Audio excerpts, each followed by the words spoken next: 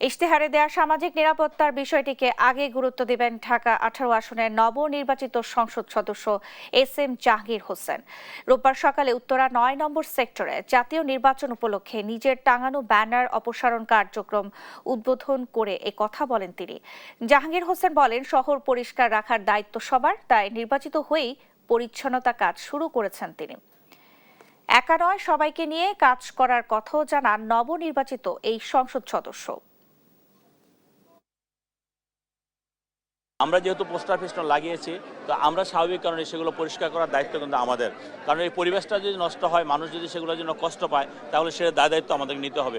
এবং সেই দায়বদ্ধতা থেকেই কিন্তু যেহেতু এই পোস্টার ফেস্টন আমার এবং আমার কর্মীরা লাগিয়েছে বা আমি আমার প্রয়োজনে লাগিয়েছি, এখন আবার জনগণের প্রয়োজনে আমি সেগুলো রিমুভ করব। এবং পরিবেশটা যাতে কোনোভাবে নোংরা না হয়, পরিবেশটা যাতে কোনো রকম দূষণ না হয়, সেদিকে দৃষ্টি রেখে আমি এই কাজগুলো করবো ইনশাল্লাহ।